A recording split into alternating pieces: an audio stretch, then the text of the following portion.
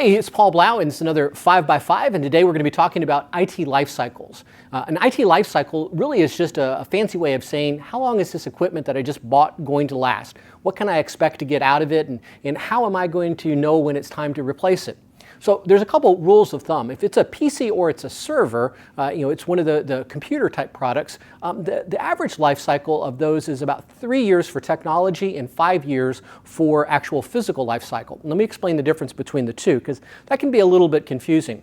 A technical lifestyle is basically how long this computer is going to be able to be considered still state of the art, still fast, comparative to new technology.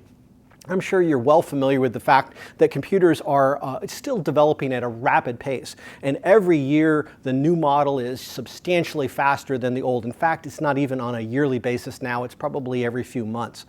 So when is my computer so much slower than the new stuff that it's really starting to get out of date?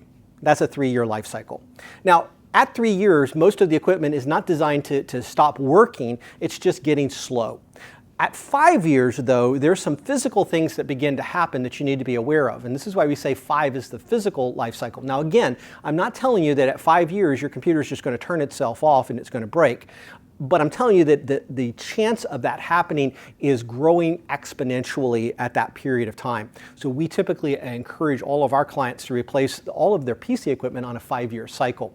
What happens is internally there are a lot of moving components. So like hard drives, for instance, typically still spin. There's some solid state hard drives that don't, but the spinning hard drives have bearings, and those bearings will wear out over time. Likewise, they have fans inside of them that spin also, and those are going to wear out over time.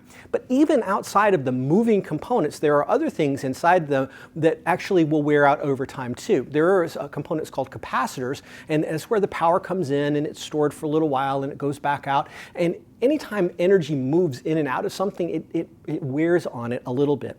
And what will happen in about the 5-year timeline is that those capacitors will start leaking a little bit. And this is when some weird things can happen on your computers. When they start really, we'll call them a blown capacitor. It's where they'll kind of expand outward. And we can get some strange things like 1 + 1 is now 3 instead of 2. And spreadsheets don't add up right. And sometimes the machine just won't turn on.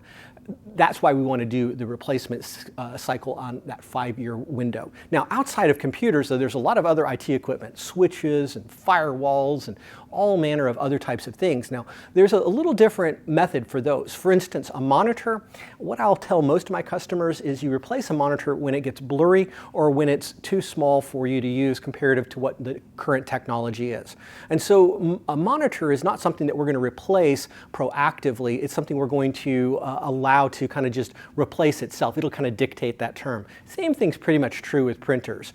Now, a couple exceptions are networking products where there is some security reasons for replacing them on a regular basis, firewalls in particular, and they're really more on a 3-year cycle than even on that 5-year cycle, because there's so many changes going on in security that they actually have to engineer new equipment in a new way. So what we need to do is we need to schedule the replacement of all of our IT equipment over time, and we need to have a plan for that. So strategic IT plan is what we call that. And what we'll do with that strategic IT plan is we'll budget it over a period of time, often that 5-year window, and try to spread it out so that it all doesn't happen at one time. With that budget, you're able to figure out your expenses and anticipate those needs. So great advice for you. Make sure that you've got a strategic plan, make sure you've got a budget, and make sure that you're replacing your equipment so that you're anticipating those problems, preventing them before they happen. Thanks.